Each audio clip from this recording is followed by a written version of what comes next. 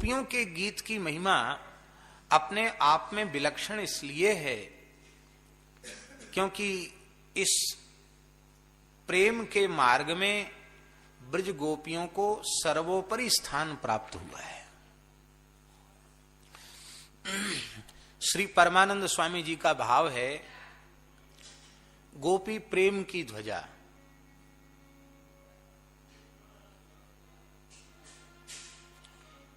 गोपी प्रेम की ध्वजा, गोपियां प्रेम की ध्वजा हैं, प्रेम का महल है, मंदिर है।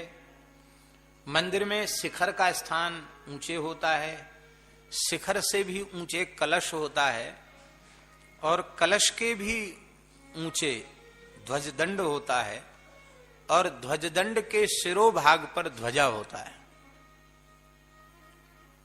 तो जैसे किसी भी महल में, मंदिर में ध्वजा का स्थान सर्वोपरि होता है, ठीक उसी प्रकार से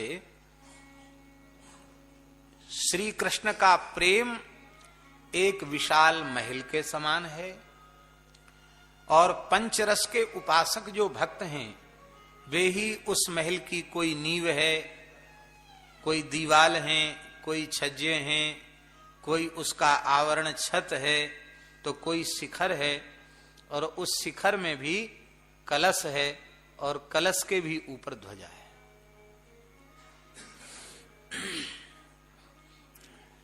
शांत रस की भक्ति को इस प्रेम रूपी श्री ठाकुर जी के श्री महल का आधार स्तंभ माना गया, आधारशिला माना गया। ये उसकी नींव है। दास्य रस उसकी दीवाल है। दास्य रस जो है उसकी दीवाल है। ये सारा जो फाउंडेशन है, नीचे की नींव को ऊपर का जितना भाग निर्मित है, ये सब दास्य रस है। और सख्य रस उसकी सुंदरता है। कंगूरे, छज्जे, इस सब से गवाक्ष, ये सब जो है सख्य रस है।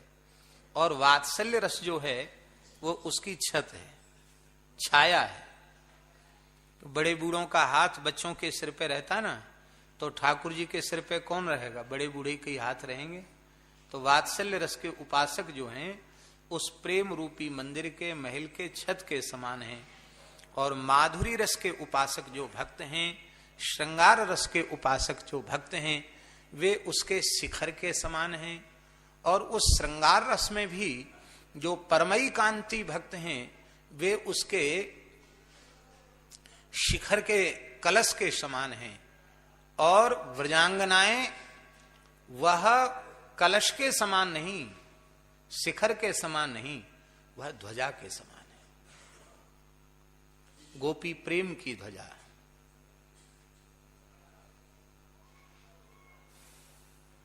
श्याम बस कीने उर्धरी श्याम भुजा। कैसा है, याद है? हाँ, उर्धर श्याम भुजा। देखो, ये गिरिराज जी की लाली है ना, इसलिए इसने बता दिया। फिर से कहना क्या कहा? हाँ, जिन गोपाल कियो बस अपने उर्धर श्याम भुजा। सर्वतंत्र स्वतंत्र भगवान को अपने वश में कर लिया। गोपी प्रेम की ध्वजा।